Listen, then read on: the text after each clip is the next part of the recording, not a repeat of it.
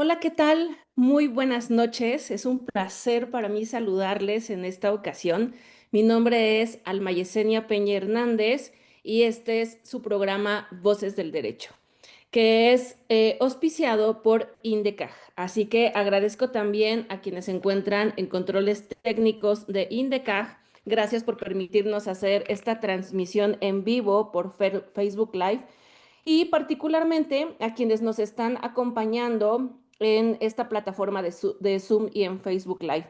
Fíjense que como cada programa que nosotros tenemos y que se tiene muchísimas gracias también a la coordinación de mi querido coconductor Shell Rodríguez, el día de hoy ha logrado que nos haga un espacio especial en su agenda, una invitada especial, quien es la jueza Adriana Ivette Morales Chávez.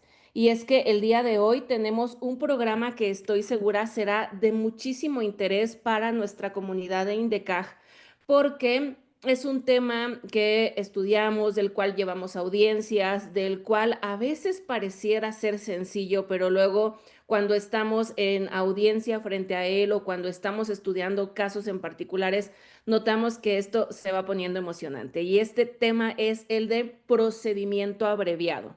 ¿Ok? Procedimiento abreviado es el programa de hoy.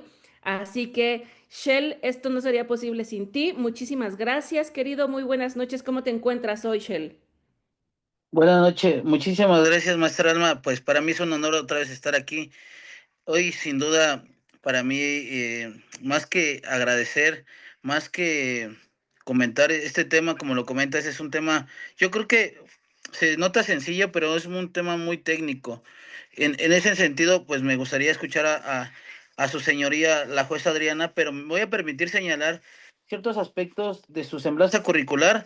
Posteriormente, eh, comentar acerca de por qué su señoría eligió el tema de procedimiento abreviado y poder ir charlando con la comunidad jurídica, agradecer a INDECAC, agradecer a las personas que hacen posible todo esto y también agradecer a las personas que se conectan. Yo sé que son las 9:04, pero sin embargo, pues están aquí para poder aprender un poquito más.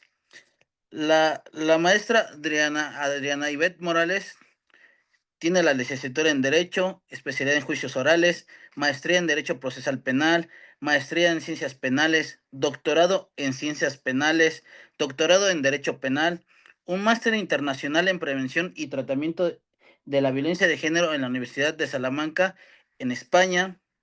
Sus datos laborales a través del tribunal tienen un amplio currículum: auxiliar administrativo, secretaria de magistrado en la octava sala, secretaria proyectista del juzgado 44 penal de la Ciudad de México, secretaria de acuerdos, jueza por Ministerio de Ley, secretaria proyectista de la sexta sala penal, magistrada por Ministerio de Ley por la misma sexta sala penal, juez 13º de control del sistema penal acusatorio y actualmente se desempeña como jueza del 43º control en el sistema procesal penal. Y voy a cerrar aquí también porque me parece un poco interesante, de acuerdo a su semblanza curricular. Colabora con Licitam, que es un programa de asistencia de capacitación de investigación criminal perteneciente a la División Criminal del Departamento de Justicia de los Estados Unidos. Pues, sin embargo, a través de la Embajada de los Estados Unidos, ella ha llevado todas esas capacitaciones y, sin embargo, es un honor y es una amplia trayectoria laboral, tanto escolar y académica. Muchísimas gracias, maestra. Un honor tenerla aquí y gracias por el espacio que hoy nos hace Indecat. No, al contrario, gracias a ustedes, gracias por la invitación. Es la primera vez que estoy aquí, estoy muy gustosa, nunca había colaborado con INDECAJ y para mí es un honor estar aquí con ustedes, es un placer. Agradezco mucho a las personas que nos están viendo, que nos están escuchando, porque como bien lo dicen, ya es un poco tarde para muchos, entonces les agradezco, espero no fallar sus expectativas y pues bueno, como ustedes indiquen. Muchísimas gracias, doctora. De verdad, qué placer, que seguramente lo vamos a augurar desde ya. Esta es la primera ocasión en la que nos acompaña, pero la primera de muchas. Seguro así será. Y es que quiero contarles a las personas que nos están escuchando esta noche de qué se trata este programa y cómo va a ser nuestro formato. Fíjense que tanto las personas que están en Zoom como a quienes nos acompañan en Facebook Live, Pueden hacernos comentarios, pueden enviarnos las preguntas que ustedes deseen hacer y con todo gusto, Shell y yo vamos a estar muy atentos para poderlas canalizar a nuestra invitada especial. En ese sentido, en lo que nuestras personas que están en público, doctora Adriana, van escribiendo preguntas o comentarios que ellos deseen dirigir a usted, quisiera que empezáramos tal vez con algún comentario introductorio, tal vez como poner un piso plano sobre estas cuestiones de procedimiento abreviado que me atrevo a decir, digo, este es un atrevimiento de mi parte, doctora. Tal vez varias de las personas que nos están sintonizando hoy ya han llevado audiencias de procedimiento abreviado hoy en día, claro, por la temporalidad que lleva nuestro sistema penal acusatorio en vigor. Sin embargo, no me dejará mentir, doctora, que quienes estamos en este sistema desde el inicio, hemos visto cómo se ha transformado estas figuras que también cuando nos capacitaron en aquellos primeros años y nos decían, ay, esto va a ser sobre el abreviado, ¿no? Y ahora hemos estado topando con distintos criterios, con distintas dinámicas. ¿Qué le parece si empezamos con que nos cuente usted también más o menos cómo ha sido la evolución litigiosa que usted ha notado en esta temática de procedimiento abreviado, evidentemente en esta labor de juzgadora que usted notablemente ha tenido durante todo este tiempo? Bueno, vamos a verlo desde dos puntos de vista. El primero, cuando empieza el sistema, no, pues no había la cantidad de audiencias que ha habido actualmente, ¿no? La cantidad de audiencias que tenemos actualmente. Entonces yo me acuerdo que los abreviados, pues les dedicábamos a veces más de una hora, ¿no? Porque implica el dictado de una sentencia. Sin embargo, ahora he visto que incluso hay compañeros que se llevan abreviados de 20 minutos por la cantidad de trabajo que hay. Entonces es una celeridad tremenda. Aparte de que ya la fiscalía como que ya sabe cuáles son los puntos que necesitamos y ya nada más se van a esos puntos que vamos a necesitar para poder llevar a cabo el procedimiento abreviado, ¿no? Entonces, hay mucha celeridad en cuanto a eso. Y también en cuanto a que las partes ahora ya optan a veces no tan, yo siento que antes era más el abreviado, pero que ahora ya también las partes eh, se van más a juicio, ¿no? ¿Por qué es esto o por qué lo veo así? Porque ahora depende mucho si van a tener la persona derecho a sustitutivos o beneficios. Es decir, eh, con la entrada de este sistema que ya no es tan nuevo, ya para la fecha en la que nos encontramos, pues ya vemos que hay diferentes personas que debido a su forma de vida ya llevan más de un abreviado. Es decir, que luego nos llegan personas a la sala en donde ya vamos a llevar un abreviado por cuarta ocasión o por quinta ocasión. O sea, ya tienen otras sentencias de abreviado, ¿no?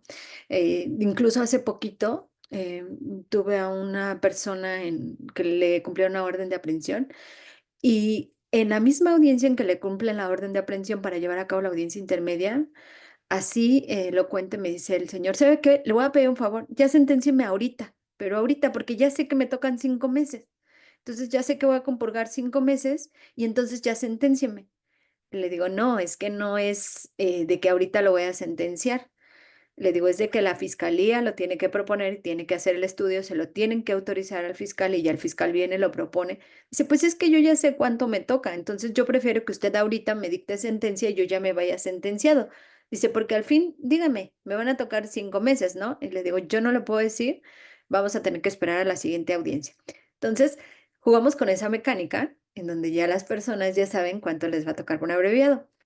Hemos visto, por ejemplo, otros asuntos en el que las personas, y sobre todo con lo que es robo a tiendas como Walmart, Suburbia, Sam's, Costco, todas estas, en donde la gente ha agarrado un formato de robar, se cambian los nombres, se modifican los nombres, y cuando la fiscalía ya se da cuenta de cuál es la identidad real de la persona, resulta ser que cuando le cumplen la orden de aprehensión no es nada más una orden, sino a veces trae 5, 6, 7 asuntos. Entonces, el otro día nos llevamos un asunto en donde la persona traía como 8 carpetas. Y entonces, ¿qué hizo la defensa? Acumuló las 8, le pidió a la fiscalía sentencia de o un abreviado.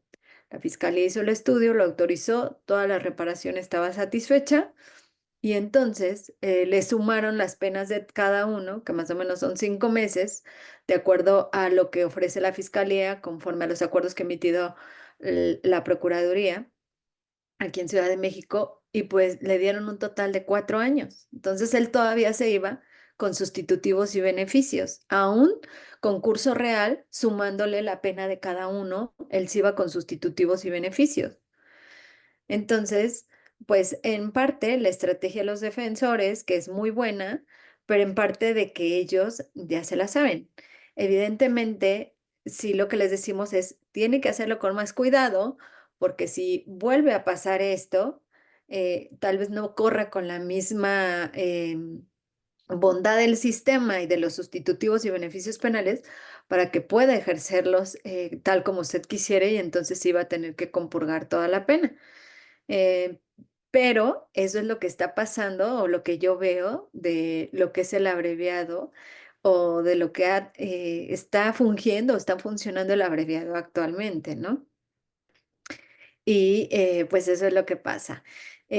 Obviamente ya todos sabemos pues cuál es la etapa procesal en la que lo podemos plantear, ¿no? Que es después del auto de vinculación y hasta antes del auto de apertura a juicio. Hay una tesis que nos señala, por ejemplo, si es el juez de enjuiciamiento quien una vez, ya estando en esa etapa, donde ya se dictó el auto de apertura, el juez de enjuiciamiento pudiera dictar una sentencia de abreviado. Entonces hay tesis que nos señalan que no, el juez de enjuiciamiento no puede dictar una sentencia de abreviado. En todo caso, tendría que regresarlo al juez de control para que el juez de control autorice el abreviado. Otro punto que resulta totalmente interesante con el abreviado es que hay un debate en si realmente el procedimiento abreviado es un derecho del imputado o es una facultad de la fiscalía. En esto encontramos también tesis que nos señalan que es una facultad de la fiscalía, que no es propiamente un derecho de la persona imputada, y que esto no transgrede incluso el derecho de acceso a la justicia en su vertiente restaurativa. Entonces, esto resulta muy interesante porque les digo, hay un debate en donde se determina si realmente el procedimiento abreviado es un derecho de la persona imputada o es una facultad de la fiscalía, y concluimos que pues es una facultad de la fiscalía, no es un derecho. Es decir, ¿por qué? Porque la fiscalía en determinado momento se puede incluso abstener esa facultad de ofrecer el abreviado y decir no lo ofrezco, ¿correcto? Em, Evidentemente podrán establecer los motivos, pero en la mayoría de los casos pues es por la reparación del daño. Una circunstancia que resulta interesante en cuanto a la reparación del daño es que el código nos señala que debe de haber una garantía. Sin embargo, la manera de garantizar, pues los jueces podemos interpretarla de manera diferente, en hecho de garantizar la reparación del daño. Sin embargo, considero que la mayoría de los fiscales, no lo sé si existe algún acuerdo por parte de la fiscalía, requieren que para que les puedan autorizar a ellos un procedimiento abreviado sus superiores, la reparación del daño esté satisfecha. Es decir, para ellos la garantía es que se esté el pago total de la cantidad que en su momento ellos solicitaron en la acusación, tomando en consideración que regularmente se plantea a partir de la etapa intermedia. Digo se plantea regularmente porque no es la regla, porque se puede plantear después de la auto de vinculación, pero regularmente donde lo llegamos a autorizar de manera común, pues es en la audiencia intermedia, y una vez que las partes ya saben la acusación, pues entonces, y el tópico inherente a la reparación del daño, la cantidad, entonces es cuando la fiscalía en audiencia pide que se garantice esa reparación del daño, pero como les digo, la reparación para la fiscalía es pagar la totalidad, y una vez que está pagada la totalidad, entonces sí piden que se les dé vista a ellos para que puedan hacer el estudio del abreviado y en su caso la autorización. Hace unos días incluso una fiscal me dijo, nada más sí le voy a pedir que no me pida que yo ahorita haga el estudio, porque una vez que una persona me pide el abreviado, yo solamente tengo 3 días para hacer el estudio y en su caso pasarlo a revisión. Dice, y esto yo no lo puedo hacer mientras no esté garantizada la reparación. Entonces le dije, no, descuide, lo que vamos a hacer es que vamos a darle vista al imputado para que él, en todo caso, pague la reparación del daño y una vez que exhiba el billete ante la unidad de gestión, le empezará a correr su término una vez notificado usted de que ya se exhibió esa garantía. ¿Por qué? Pues como lo repito, ¿no? Son requisitos que a ellos les ponen para poder llevar a cabo la petición del procedimiento abreviado y que en todo caso los superiores se los puedan autorizar a ellos. Ese es el aspecto. Ahora, es interesante señalar que en relación al abreviado, la Fiscalía emite acuerdos que son de obligatoria observancia para los fiscales, no son de observancia para los jueces. Es decir, sabemos que de acuerdo a las reglas del Código Nacional hay términos para la reducción de las penas, ¿no?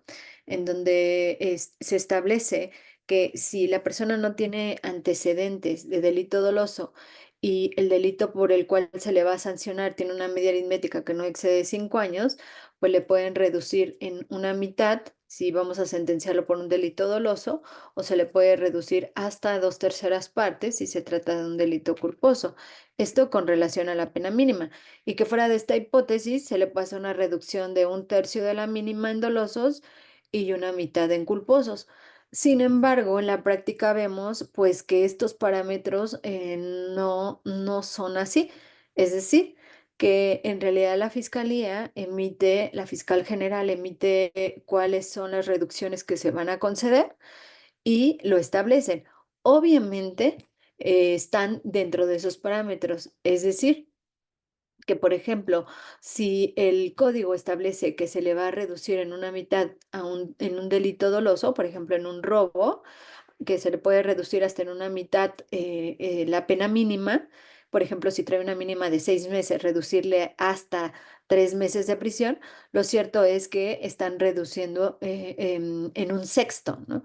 Y entonces es por eso que ya los imputados ya se la saben de que son 5 meses por un robo simple. Lo que van a compurgar o lo que les van a sentenciar, ¿no? Porque ya saben cuáles son, hasta ellos mismos aprenden cuáles son los parámetros de reducción que ofrece la fiscalía. Les digo, la fiscalía regularmente no se ajusta a lo que establece el código, pero ofrece un poco menos de lo que el código señala como máximo, por así decirlo, pero siempre están dentro de ese parámetro. Es decir, nunca van a ofrecer más allá de lo que el mismo código establece, por el contrario, ofrecen menos de lo que el código establece. Y tampoco lo que yo llevo de práctica, por ejemplo, me ha tocado ver que un fiscal ofrezca la mínima o más arriba de la mínima, pues no, porque incluso ya ni siquiera le convendría a la persona. Pero eso pues ya se deja incluso al arbitrio del defensor y de la persona en relación a qué es lo que ellos consideran que más les conviene cuando se va a autorizar un abreviado, ¿no? Obviamente, como uno de los requisitos para poder autorizar el abreviado, pues está el hecho de que el imputado acepte la pena. Entonces, previo a la audiencia, en lo personal, yo siempre soy de que antes de empezar la audiencia van a persistir en su petición de abreviado, si fiscal ya lo trae autorizado, sí. Entonces, por favor, dígale antes de empezar la audiencia cuánto le va a ofrecer, si va a tener derechos sustitutivos o beneficios, con independencia de que ahorita lo voy a citar. El juez es quien no pierde esa facultad de determinar sobre los sustitutivos o beneficios, pero siempre se lo digo, explíquele, ¿no? Si va a tener derechos sustitutivos y si usted se va a oponer, qué es lo que le ofrece. Y ya una vez que la fiscalía habla con el defensor, le digo al defensor, explíquele antes de empezar la audiencia porque si no, pues para no perder el tiempo en las audiencias y pasar a otra cosa. Y ya, entonces, pero siempre pido que les expliquen antes de iniciar la audiencia, ¿no? Bueno, en el tema que señalaba, ya existen tesis en donde establecen que el juez hay dos facultades en el abreviado que no pierde. Una es, en tratándose de concurso real de delitos, por ejemplo, el juez puede decidir si impone la pena por el delito que merece la mayor y la suma con las restantes, o bien solamente impone la pena por el delito que merece la mayor. Esa es una, ¿no? Y en otras es que el juez no pierde tampoco la facultad de decir si le va a conceder el sustitutivo o alguno de los sustitutivos o uno o más sustitutivos o el beneficio de la suspensión condicional de la ejecución de la pena. Es decir, el fiscal puede solicitar que a una persona no se le concedan sustitutivos o el beneficio. Sin embargo, queda al arbitrio del juez decidir si lo va a conceder o no lo va a conceder. Nosotros sabemos, por ejemplo, que para que se le pueda conceder a una persona el sustitutivo, bueno, no tiene que ser un sujeto que antes se le hubiera sentenciado por un delito doloso que se persiga de oficio, o que se trata de los delitos previstos en los títulos decimoctavo, decimonoveno y 20 del Código Penal, alguno de esos delitos que están en esos títulos, ¿no? Que regularmente son de servidores públicos o en contra del servicio público cometido por particulares o del adecuado desarrollo de la justicia cometido por servidores públicos. Entonces,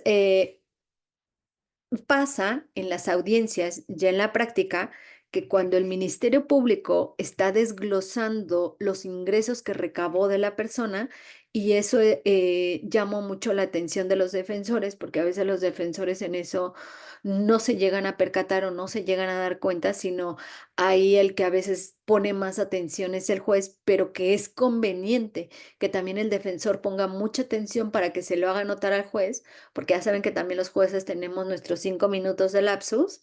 Entonces, es conveniente que se fijen, por ejemplo, si de los ingresos que está enunciando la fiscalía, efectivamente se trata de delitos dolosos y efectivamente son sentencias ejecutoriadas, ¿ok? Ya que muchas veces los informes de anteriores ingresos que traen los fiscales son incompletos. Además, debemos saber si eran delitos que se perseguían de oficio o de querella.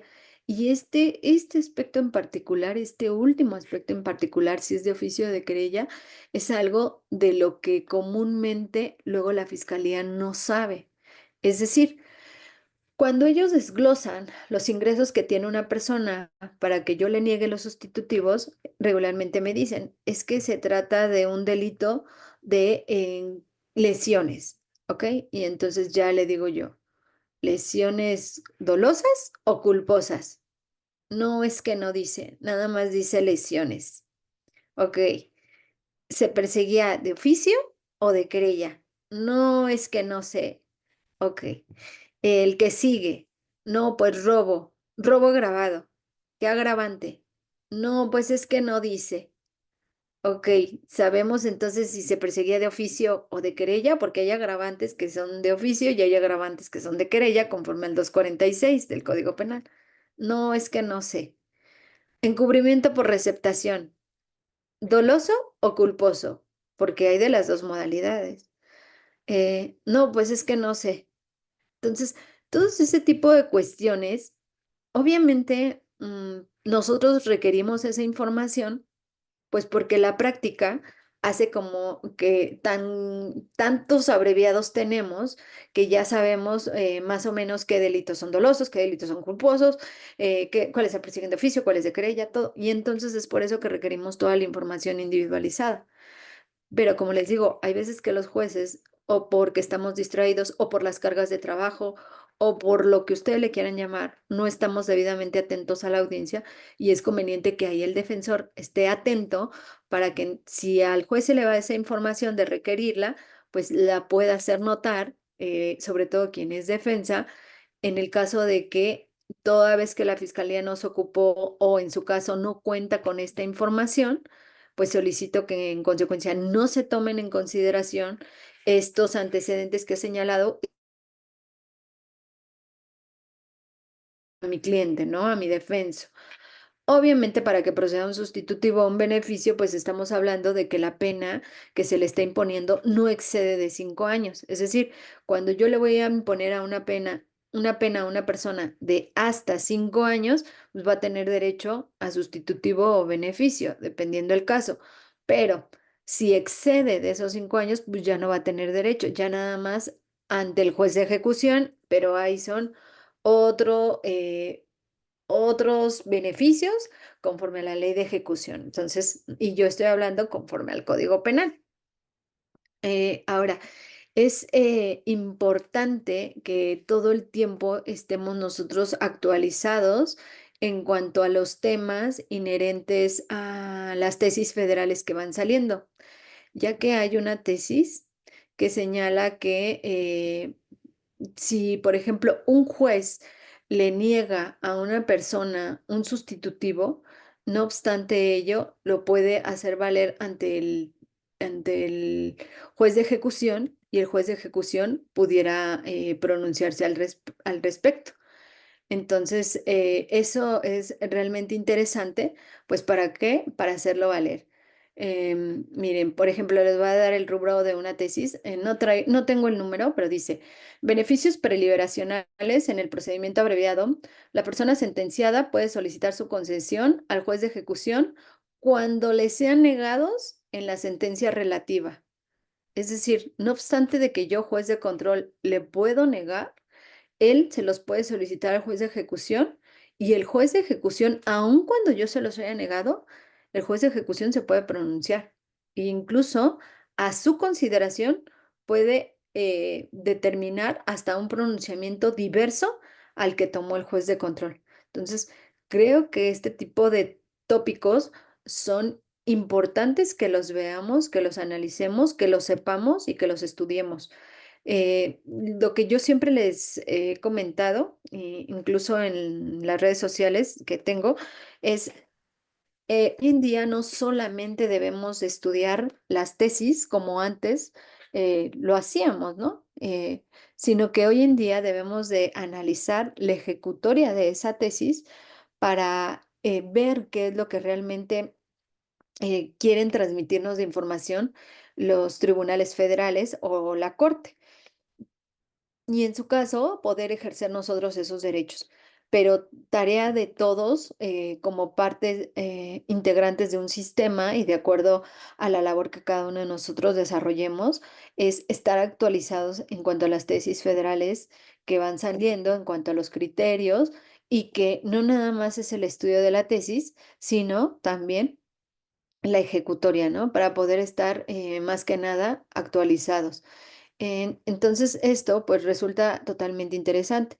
Otro tópico que resulta también importante es de que, por ejemplo, si una persona, supongamos, tiene un ingreso por un delito doloso que se persigue de oficio, pues tal vez eso pueda hacer que yo le niegue los sustitutivos penales, pero es importante analizar el beneficio de la suspensión condicional de la ejecución de la pena.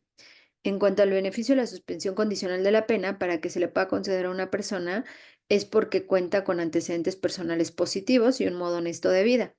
¿Qué les aconsejo que ahí hagan y que regularmente también es punto del cual no se ocupa la defensa? No, fíjense que ahorita en todo lo que yo llevo en el sistema, que pues ya son más de 9 años, no he visto en estos 9 años que un defensor se ocupe. Es decir, ¿cómo le puedo hacer yo para determinar que mi cliente tiene antecedentes personales positivos y un modo honesto de vida? Pues ofreciendo cartas de a qué se dedicaba o a qué se dedica, cuál es su fuente de trabajo, cartas de buena conducta, cartas de recomendación, si es estudiante, pues todos sus papeles inherentes a qué le estudia, a qué actividad realiza, si realiza algún deporte, todo eso. Son tópicos de los cuales no se ocupan o no nos llevan y que es importante para poder nosotros, como órganos jurisdiccionales, determinar que la persona cuenta con antecedentes personales positivos y un modo honesto de vida. Y bajo esa tesitura, repito, cuando no se les impone una sentencia superior a los 5 años, pues concederles el beneficio de la suspensión condicional de la pena. Es decir, tal vez la persona ya tiene un ingreso, pero no necesariamente ese ingreso va a determinar que la persona no tiene antecedentes personales positivos. ¿Por qué motivo? Porque muchas veces, por ejemplo, tal vez ese ingreso que tenga es ya de hace 15 años, 10 años, en, no sé, tal vez ya muy, muy antiguo, por así llamarlo, y pues que no tendría a lo mejor tanta relevancia de ser tomado en cuenta para concederle el beneficio, sino solamente para negarle los sustitutivos por no reunir los requisitos de ley, pero que tal vez para el beneficio no hay problema de que sí se le pueda conceder el mismo. Pero como repito, estas son cosas que también no solo las debemos como que dejar tan simple al arbitrio del juez, sino que también nosotros, si estamos fungiendo como defensores, pues llevar todos estos registros, en todo caso, correr traslado a mi contraparte si los voy a hacer notar en la audiencia como datos de prueba para que el juez los tome en consideración y le pueda no negar el beneficio, aunque le pueda negar el sustitutivo.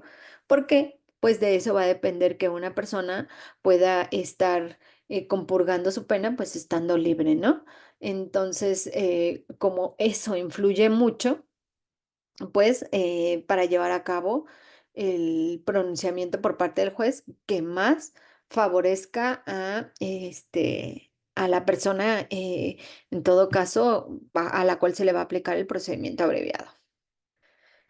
Genial, Nota. doctora.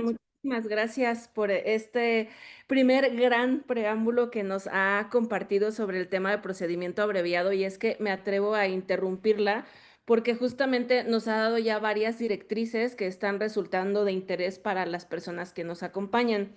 Y quisiera hacer también un pequeño paréntesis para entender el por qué la doctora nos plantea así esta modalidad de procedimientos abreviados. Pasa algo, querida doctora. Afortunadamente nos acompañan en conexión personas que se encuentran al interior de la República y muchas otras de Ciudad de México y Estado de México. Y es que está haciendo ruido ahora porque justamente yo estoy segura que usted, doctora Adriana, ubica esta distinción debido a su experiencia en ICITAB. Justamente ahí hemos visto que, por ejemplo, existen modelos de fiscalías distintos en nuestra República Mexicana. Y, por ejemplo, hago la aclaración aquí para quienes tenían la duda del por qué lo planteaba así la doctora. En Ciudad de México, como en algunos otros estados de la República, se dice, en el argot lo expresamos así, que tenemos ministerios públicos de abreviado. Es decir, la Fiscalía de la Ciudad de México tiene, por así decirlo, subespecialidades, unidades subespecializadas, donde en efecto tenemos a MPs que, como nos contaba la doctora, bueno, llevan no sé qué cantidad así altísima, ¿no? De audiencias de procedimiento abreviado. Y en efecto nos pasa de que si yo tengo una carpeta de investigación que, por ejemplo, inició en Tlalpan, y en algún momento como defensa quiero solicitar el abreviado, pues lo que me contestan en Tlalpan es vete a la de abreviado y me remiten con un MP o una MP que particularmente va a llevar este procedimiento. Y yo sé que esto les hace ruido para algunas personas que están en otros estados de la República Mexicana, a donde el modelo de fiscalía se dice que es transversal, porque tenemos a un ministerio público que lleva el asunto desde el inicio hasta el fin, sin importar si ese asunto termina en efecto en un abreviado o termina en juicio oral o en otro tipo de figura. A mí me parece esto muy importante de debatirse, doctora Adriana, porque justamente usted, como mencionaba ahora, con toda esa información que usted pregunta, ¿no? Durante la audiencia de, oye, cuéntame de los antecedentes, cuando usted mencionaba de la carpeta de lesiones, ¿no? Y decía, oye, pero el otro asunto de lesiones, ¿de qué tipo de lesiones fueron? ¿Qué cosa pasó? Etcétera. Entonces, Creo, doctora, no sé cuál sea su opinión al respecto, que esa es una de las áreas de oportunidad que se tienen cuando este MP, solo y por la carga de trabajo, no alcanza a conocer el asunto a completitud, distinto a aquellos ministerios públicos que han tenido el caso desde el inicio y a lo mejor ahí sí podrían responderle con mejor puntualidad a aquellos cuestionamientos que usted planteaba, de pronto se necesitan hacer al momento de la audiencia, ¿no? Pero es muy importante identificar que nuestras fiscalías en la República funcionan distinto y que creo, salvo su mejor opinión, también en tanto nuestras fiscalías no cuenten con bases de datos que tengan una interoperabilidad más fortalecida, pues los ponemos en una encrucijada, ¿no? Para poder contestar a estas cuestiones como usted bien señalaba, que además son, por supuesto, indispensables en la audiencia, ¿no? ¿Qué opina al respecto, doctor? Bueno, sí, acá en Ciudad de México tenemos el área de integración, de judicialización, de estrategias y los que están ya para ejecución, ¿no? Entonces, sí, están divididos los fiscales. De hecho, el que judicializa no es el que integra y es todo un problema, todo un problema. En las audiencias iniciales, sé que no estamos hablando de inicial, en las audiencias iniciales es todo un problema, porque muchas veces va a formular imputación a alguien que no conoce la carpeta. ¿Y por qué no la conoce? Porque él no es el integrador, la está integrando otro. Entonces, en la fiscalía, exactamente, los que integran y los que judicializan no son los que autorizan los abreviados. Los que autorizan los abreviados son los de estrategias. Los de estrategias reciben la carpeta para la etapa intermedia desde la fase escrita, es decir, son los que van a acusar. Y estos sí son los que en su caso van a llevar la audiencia de juicio oral y si se pasa el asunto a juicio son los que van a llevar a cabo el desahogo de los medios de prueba. Pero pues acá es la forma de funcionar de la fiscalía. Creo que sí es complejo. Mm, No sé si a la fiscalía le interese cambiar ese tipo de sistema o así es también. Entiendo en parte por la carga de trabajo tan grande que hay. No sé si resultaría muchísimo más complejo el hecho de que un solo ministerio público se lleve a cargo todo. Es todo un problema, incluso para llevar a cabo las audiencias. Les puedo platicar que, por ejemplo, hoy llevé una audiencia que tenía desde antier, en donde una persona que estaba privada de la libertad quería una salida alterna, una suspensión condicional a proceso, y resulta que antier no se presentó el fiscal. Y no se presentó porque yo estoy en la colonia Doctores y entonces la acusación la hicieron los del Reclusorio Sur y me decían todos los fiscales de la Doctores, es que nosotros no tenemos la carpeta, tiene que venir alguien del sur y resulta que la central de notificadores de los fiscales no notificó al del sur, bueno, todo un tema. La diferí para hoy y en la unidad en la que trabajo tengo muy buena relación con todos mis compañeros y entonces les dije, no sean malos, por favor ayúdenme a que venga o venga el fiscal. Le digo, con independencia de lo que a la persona le vaya a resolver, si se la vaya a autorizar o si se la vaya a negar, pero que sepa qué va a pasar con él. Le digo, pero le digo, lo que más me preocupa es que él está privado de la libertad. Entonces, creo que son circunstancias en donde imagínense si sí tiene derecho a que se le autorice su suspensión y él sigue preso porque la fiscalía no viene, porque no se le notificó, le digo, o sea, como que son cuestiones administrativas, le digo, y que derivado de eso la persona está privada de la libertad, pues no tendría que ser. Sin embargo, pues sí, es la manera de funcionar y entonces aquí en Ciudad de México, para que puedan autorizar un abreviado, les digo, sé por el Código Nacional, que es después de la vinculación. Pero lo cierto es que la mayoría de los asuntos acá en Ciudad de México es hasta que llegan a la etapa intermedia y que los ministerios públicos de estrategias lo hacen. Ahora, ¿está funcionando un poco mejor la fiscalía o tiene algunos aciertos? ¿En qué sentido? Que hay veces que, por ejemplo, si en una intermedia se cumple una orden de aprehensión que se le giró a la persona porque no fue a la audiencia intermedia, entonces cuando se cumple la intermedia, hay veces que ya traen hasta autorizado el abreviado. Y eso es muy bueno porque así como a la persona le cumplen la orden de aprehensión, pues ya no le tenemos que señalar otra fecha para audiencia intermedia, sino en esa misma audiencia, si él quiere el abreviado y están de acuerdo en lo que la fiscalía va a ofrecer, ahí mismo se autoriza el abreviado y ahí mismo la persona puede quedar sentenciada, ¿no? Entonces creo que eso es bien importante. Otro tema que también es importante destacar, no sé si nos están viendo ministerios públicos o no, pero que sí es importante, es el cómputo de la pena privativa de la libertad cuando traen más de un ingreso. ¿Por qué? Porque ellos a veces no logran hacer bien los cómputos en cuanto a la simultaneidad de penas o en cuanto a la simultaneidad de la prisión preventiva, sino quieren tomárselas como de manera separada. Y es ahí pues labor de nosotros como jueces hacer también bien los cómputos, no para dar un beneficio a la persona, sino para dar lo que realmente le corresponde o lo que es justo para la persona que está privada de la libertad en relación a los días que se le deben de descontar.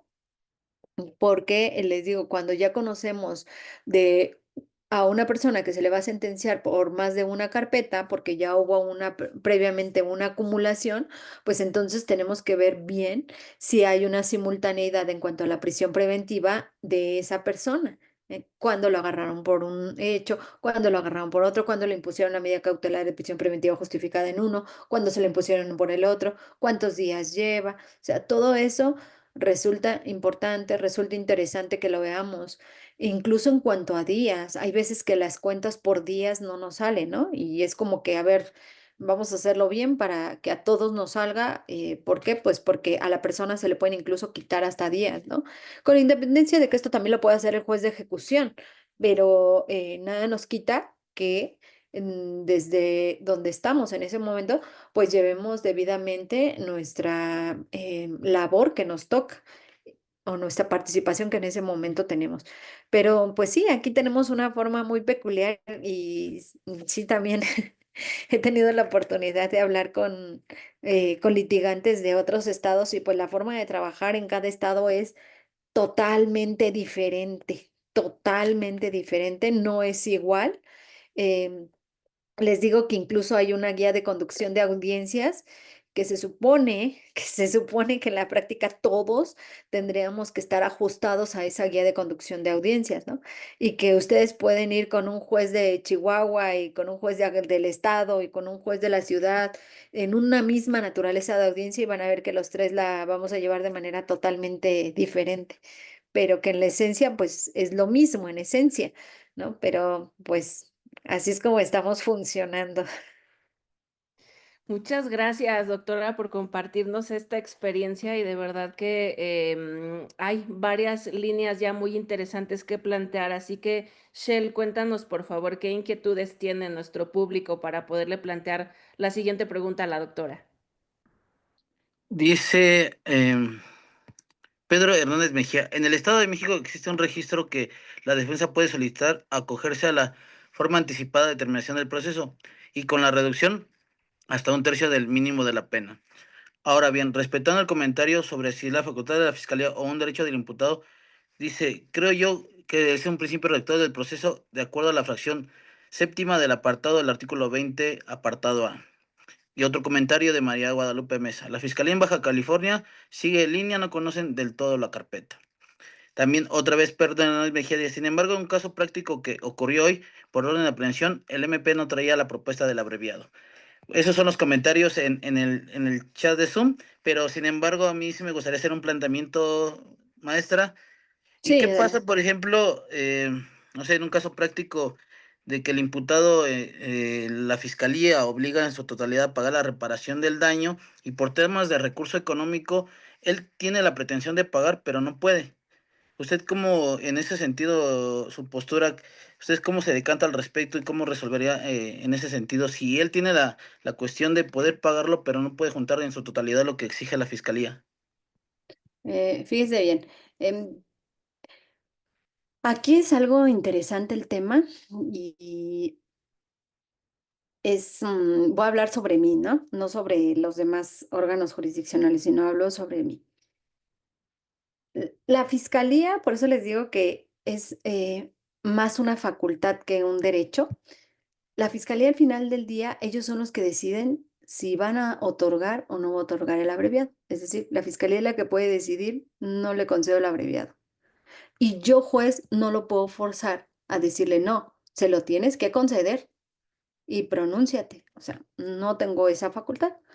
Ellos sí pueden decir si lo concedo el abreviado o no lo concedo el abreviado. Entonces, si uno de sus requisitos que les pueden imponer a ellos por parte de la fiscal general es que exista una garantía en donde sea un pago total, entonces aquí yo lo que trato de hacer es la negociación con los imputados. Tengo un asunto muy interesante, es un chico que está en la penitenciaría de la Ciudad de México y él está pagando reparación del daño.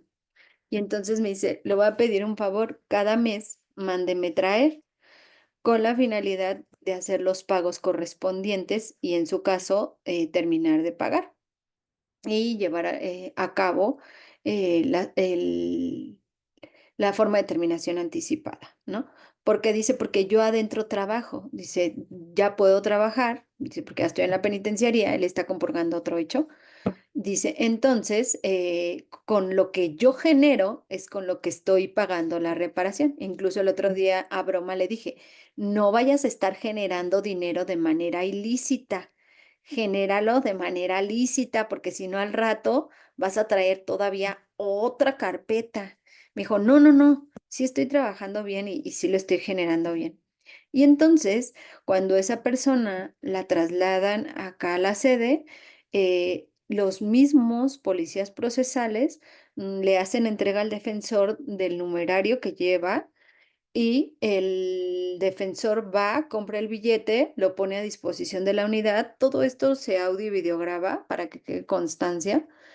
Y entonces se le da como que la oportunidad de que lo vaya pagando y ya en su caso, una vez que lo tenga de manera total, pues que pague la reparación del daño que pague la reparación del daño y que se le dé vista a la fiscalía. Esto para que pueda ser posible es porque existe anuencia de las partes, o sea, porque las partes también están de acuerdo, porque también nos concientizamos de qué es lo mejor, ¿no?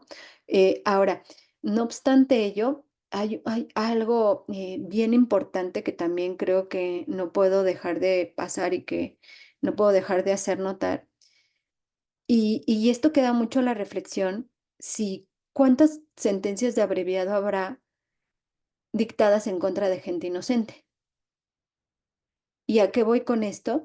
Que muchas veces pudiera ser que hay gente que entra a un centro de reclusión, que se le impone una prisión preventiva justificada y que muchas veces por la desesperación de salir rápido del reclusorio, aceptan el abreviado, aceptan la responsabilidad y participación en los hechos y tal vez ellos no son culpables, sino lo hacen tomando en consideración que como el delito a lo mejor no alcanza una pena alta y tendrían derechos sustitutivos y beneficios si se van al abreviado, pues entonces se acogen al abreviado y prefieren que no se demuestre su inocencia.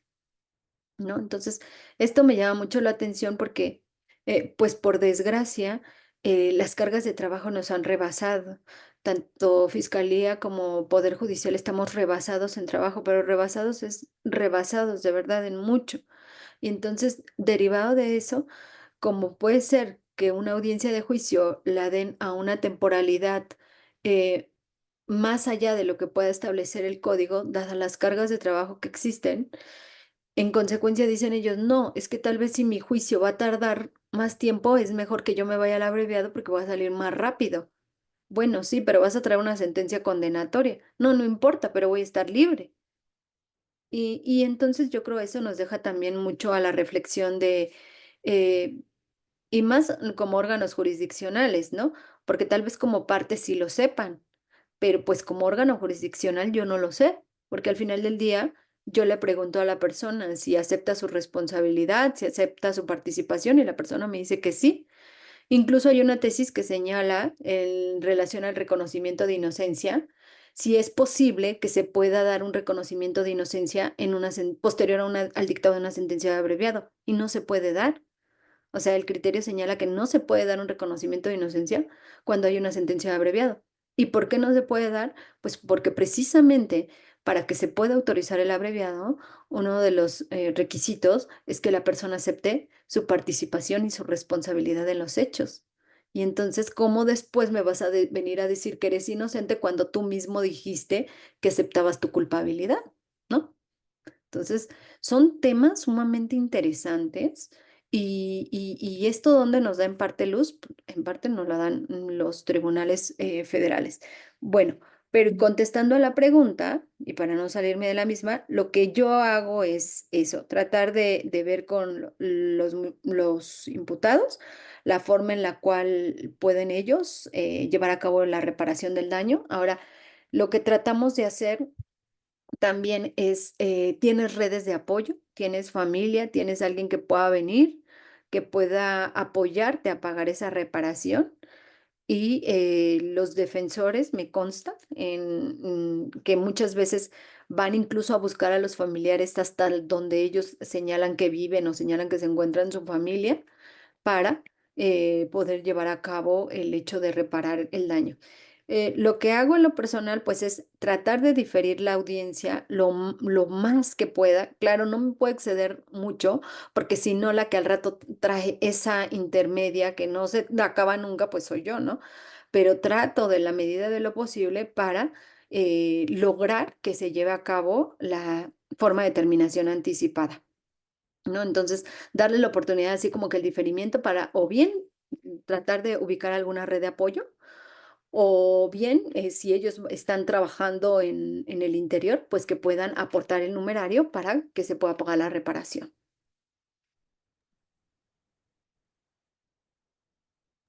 Muchas gracias, maestra.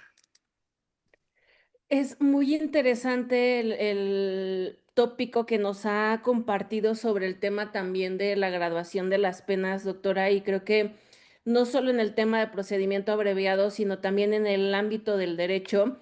Ahí luego tenemos fuertes debates de cuando se tienen que utilizar palabras como el podrá y el hasta, ¿no? Que son Mm, dos palabras muy entrecomilladas, negritas, cursivas, subrayadas que nos generan tanto problema justamente en la aplicación de este procedimiento abreviado y que hemos de recordar, minutos antes, la doctora Adriana nos ha compartido cómo, por ejemplo, la Fiscalía de la Ciudad de México funciona, digo, no lo dijo usted con esta expresión, pero es la que viene ahora a mi mente como por decir una especie de tabuladores, ¿no? Que la Fiscalía ya tiene preestablecidos y que por eso bien criticaba arduamente la doctora Adriana de decir, bueno, es que me encuentro hasta los imputados que ellos mismos ya creen que han sacado su cómputo adecuado. Sobre de este tema que está generando mucha inquietud de parte de nuestro auditorio, doctora, le quiero compartir un comentario y a la vez pregunta que hace Ricardo Bautista.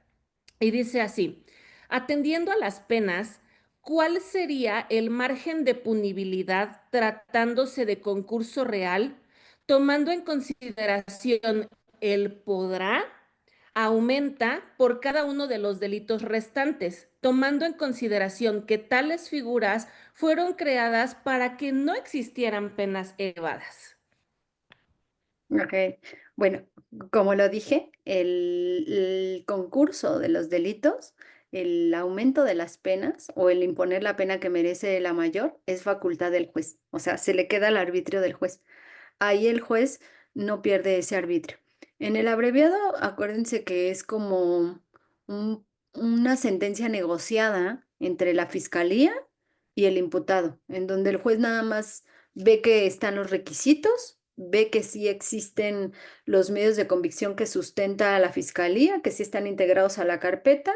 Y entonces estos efectivamente dan para una sentencia condenatoria y se lleva a cabo la sentencia condenatoria. Sin embargo, el juez no pierde el arbitrio en esos temas, que es la concesión de sustitutivo y beneficio, o sustitutivos y beneficio, así como el concurso de delitos, imponer la pena por el delito que merezca la mayor y sumarla por los delitos restantes.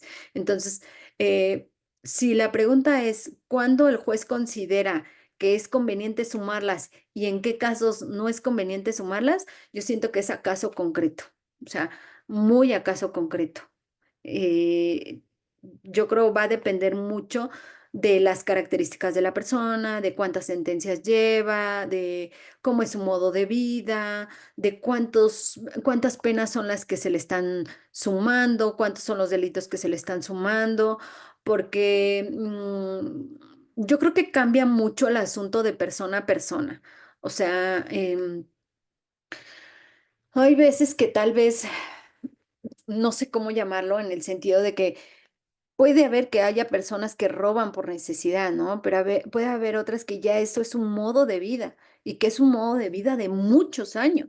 Entonces creo que el trato que le puedo dar a una persona que entró 2 veces a Walmart a robarse pan y en otra a robarse carne, tal vez no puede ser el mismo trato en cuanto a un concurso de delitos me refiero, de una persona que trae una carrera delictiva desde antes del 2000. Y les digo porque tenemos personas de 70 años y que llevan con su carrera delictiva desde que tenían 25 y que tienen cambio y registro de nombres, 10 15 nombres, y que han entrado y salido y entrado y salido y entrado y salido. Entonces, creo que el trato no es el mismo, creo que es muy acaso concreto y tomando en cuenta las particularidades de cada persona. Pero ahí es importante que el juez no pierde esa facultad y el juez es quien determina cuándo sí sumarla con los delitos restantes y cuándo considere él que no la asume. Eh, en qué casos sí y en qué casos no, pues va a depender mucho del arbitrio jurisdiccional, de lo que el juez determine, pero creo que también va a depender mucho la naturaleza de los hechos y el caso concreto de la persona. Entonces, de eso va a depender. Un punto nada más. A quien me señalaba que evidentemente sabemos que el procedimiento abreviado es un principio en términos del 20 constitucional, del apartado de fracción séptima, perdón. Es importante nada más después poder checar la tesis. Se llama procedimiento abreviado, los artículos 201, fracción 1, 202, párrafo primero y 205, párrafo primero del Código Nacional de Procedimientos Penales, que establecen que solo el Ministerio Público puede solicitarlo, no transgreden el derecho de acceso a la justicia en su vertiente restaurativa. Ya nada más para que se lo chequen. Y hay otra, procedimiento abreviado, la facultad exclusiva del Ministerio Público para solicitarlo no debe ser arbitraria, pues la apertura de esa forma de terminación anticipada del proceso está sujeta a la autorización y supervisión del juez de control. Nada más para que con posterioridad las puedan revisar o las puedan checar. Y como les digo, no solo las tesis, sino también las ejecutorias. Mira. Muchas gracias, doctora, por su respuesta y en lo que mi querido Shell va ubicando cuál va a ser el siguiente planteamiento que daremos a la doctora y también un poco encaminándonos ya a la recta final del programa porque estamos ya a las 10 de la noche. Quisiera agregar otra pregunta también justo sobre este tema de las penas, doctora, que fue la que le planteé hace un momento y usted tuvo a bien contestar. Saraí justamente pregunta. En Ciudad de México, ¿usted puede reducir la pena que ofreció la Fiscalía una vez de considerarla no ajustada a derecho? No se puede. No se puede, y de hecho ya hay una tesis federal que también señala eso, que el juez no puede eh, reducirla. Incluso hubo un juez aquí en Ciudad de México que inaplicó artículos y redujo la pena más allá de lo que la fiscalía dijo y en el federal dijeron que no, que eso no se puede. Entonces, para que esa es una pena negociada y nada más si él acepta, pues así se queda. ¿Correcto? Obviamente cuando yo veo que es más arriba del mínimo, yo sí le digo, yo advierto que tal vez a usted no le podría convenir, porque en un juicio oral puede que usted pueda luchar hasta por el mínimo, pero lo que se considere, ¿no? Y al final del día, pues él está asistido de su defensa, yo se lo hago notar y ya él determina si es procedente o no. Al final del día él acepta, pero no se puede. Nosotros no podemos intervenir en eso. Es que aquí rompemos ese mito, doctora, donde algunos de nuestros estudiantes en derecho dicen, yo me metí a estudiar derecho porque no me gustaban las matemáticas. y no quería saber nada de las matemáticas, pero estamos teniendo muy en claro ahora a donde sí hay que sacar muy bien las cuentas de todo, porque si no, esta toma de decisión pues podría salir sumamente catastrófica, ¿no? Muchísimas Sí, gracias, doctora. déjele leo una tesis. Dice, procedimiento abreviado. Tratándose de concurso real de delitos, el juez de control conserva su facultad constitucional para imponer una pena menor, solamente en concurso, una pena menor a la propuesta por el Ministerio Público y aceptada por el imputado dentro de los límites legales aplicables. Solo en concurso, porque en concurso no perdemos esa facultad. Fuera del concurso, si estamos hablando de un solo delito y de la pena que le va a imponer por ese delito, el juez no puede reducirla y decir, ¿se va a reducir en tanto? No, ahí sí, no. Entonces, en concurso sí, fuera del caso del concurso no. Excelente. Vayan tomando nota, por favor, de estos datos, de estos registros y rubros que nos está compartiendo la doctora. Tenemos la ventaja de que esta transmisión también se va a quedar grabada en el muro de Indecaj para que luego también con calmita cada uno de ustedes pueda retomar de nuevo a cuenta la grabación y sacar esta información. Shell, ¿qué otras inquietudes tenemos de nuestro público? Sí, hay varias, pero igual quisiera preguntarle a sus señorías, yo sé que el tiempo de la charla ya está por fenecer, pero pues sin embargo pudiera a lo mejor contestar una o dos para inclusive ya terminar la charla y agradecer a toda la comunidad que se conecta. Agradecer también que las personas que están preguntando no es porque no se les quiera contestar, sino que realmente por el tiempo, pues nos están, ahora sí que nos está venciendo y ahora sí que se está terminando, pero sin embargo es un honor tenerlos todos aquí. Dice Félix, si la vinculación es por un delito X, ¿puede existir un procedimiento abreviado por una clasificación jurídica diversa al de la vinculación? Y otra maestra también dice Víctor Silva García, ¿puede solicitar la defensa un procedimiento abreviado?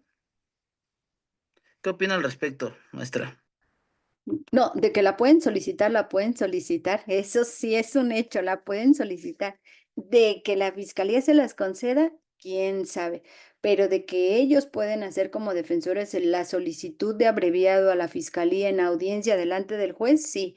Y el juez le va a decir al fiscal, le voy a solicitar que haga el estudio correspondiente y en su caso le resuelve si es procedente, no y por qué. ¿Correcto? Pero de que la puede solicitar, la puede solicitar. De que se lo autorice o se lo ofrezca a la fiscalía, no. Y es donde les decía que entra el problema de, ¿es un derecho o es una facultad? Y hay tesis que nos establecen que es una facultad de la fiscalía, ¿no? Sin embargo, algo que yo siempre les he dicho a los alumnos cuando doy clase es, quien forma el sistema y quien forma a los jueces son las partes. ¿Y cómo van a formar el sistema y cómo van a formar a los jueces? A través de los recursos.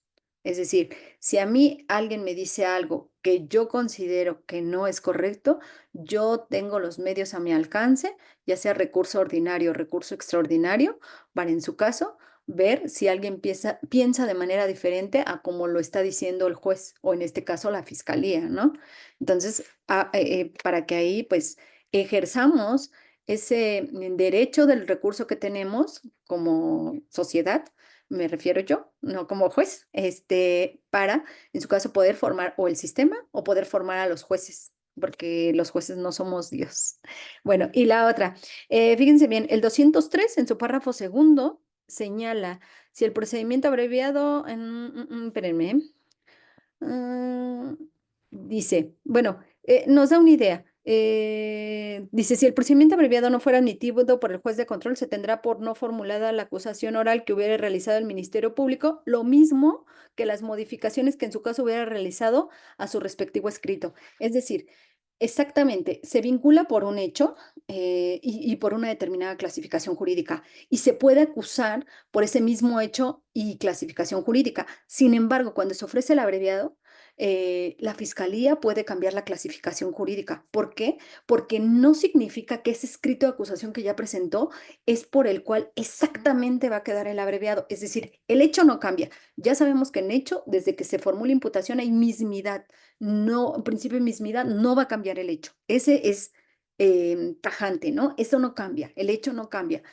¿Qué sí puede cambiar? La clasificación jurídica. E incluso la clasificación jurídica la podemos cambiar en intermedio, en el escrito de acusación, La puede cambiar para el procedimiento abreviado, si es que la fiscalía sí lo considera, la puede cambiar incluso si se llegan a juicio en alegatos de apertura y la puede cambiar incluso en alegatos de clausura, ¿no? Con los respectivos derechos que incumben a la defensa en caso de juicio en alegatos de apertura y de clausura para que se pronuncien.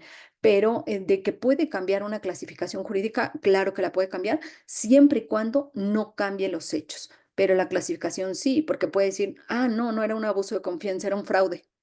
Claro, pues sí. Por ejemplo, hoy tuvimos uno en donde me dice el fiscal, para salida alterna, ¿no? Me dice, perdón, yo señalé en el escrito de acusación la sanción establecida en el 220 fracción cuarta, pero realmente por lo que va a ser es 220 fracción tercera. Entonces, ¿está cambiando la clasificación? Sí, eso le va a favorecer a la persona, por supuesto. En este caso porque fue un error, pero puede ser el hecho de que la fiscalía establezca un tipo penal distinto porque es el que estima que se actualiza y pues claro que se puede. Sí, sí se puede.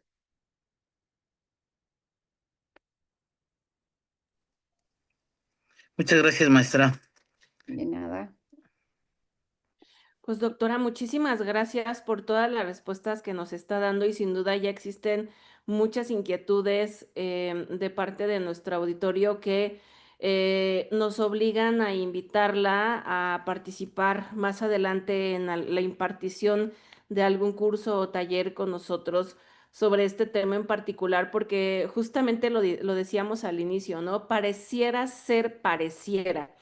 el tema de procedimiento abreviado es sencillo, porque luego nos dicen de pronto, ay, eso es una audiencia, te lo llevas en una audiencia. Y algo que también usted resaltaba, doctora, es como, creo que esta mal consejo, yo lo diría así, este mal consejo que se da cuando somos defensores, de decir, no hay debate. Ejemplo, oye, Shell, es que si tú eres defensor y vas a llevar una audiencia de abreviado, no tendrías por qué debatir nada. No te preocupes, no hay como más que decir, tú deja que la fiscalía lleve la audiencia, pero de su participación, querida doctora, nos ha dejado en claro que no es el hecho de llegar y callar, ¿no? No es el hecho de llegar y sentarse, sino que hay que estar atentos a muchísimos datos, a muchísima información de lo que ahí se vierte porque en efecto, o sea, pudiese ser que falle el cómputo y eso ya no conviene al imputado, ¿no? Incluso, no sé, me atrevería a pensar también, por ahí de pronto existió en algún momento una discusión, yo la llegué a ver en redes sociales, sobre el alcance que puede tener la no correcta explicación a la persona imputada de la trascendencia de su sentencia, ¿no? O sea, porque no es tampoco como de, ay, ya mira, llegamos en una audiencia, dices que sí a todo y sales. Ah, por eso existe un segmento a donde es muy importante verificar el alcance de, ¿no?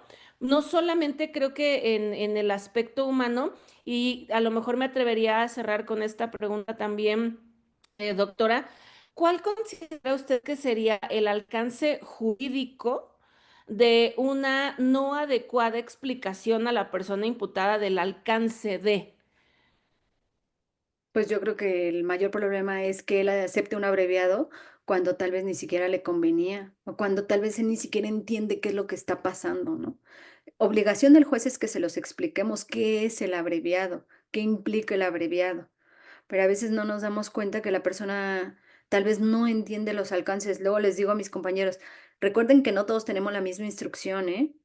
Y hay gente a la que si es necesario explicarle con palitos y bolitas, se la vamos a explicar con palitos y bolitas, porque su instrucción no es igual a la nuestra. Y nos tenemos que poner a nivel de ellos, porque la sentencia va dirigida a ellos, no a nosotros. Nosotros ya sabemos, pero ellos hay que explicarles y no todos tienen esa misma capacidad. Y un punto interesante que usted acaba de hacer notar y que llega a pasar, porque ya nos ha pasado, es que muchas veces la fiscalía dice, te voy a reducir en un sexto. Y resulta que hacen los cálculos o hacen las operaciones aritméticas y están mal hechas. Les están quitando incluso temporalidad que les debiera de corresponder. Entonces, eso de que hay que saber matemáticas es bien interesante. Lo que son prescripciones y lo que son cómputos para penas, eh, las matemáticas es fundamental que las manejemos y para las prescripciones muchísimo más. Entonces, Son temas que sí debemos saber mucho de matemáticas y debemos estar atentos a la audiencia, en donde nuestra participación no solo tiene que ser pasiva, sino un poquito más activa. Claro, o sea, activa, no de llegar a impugnar mi propio No, abreviado. no.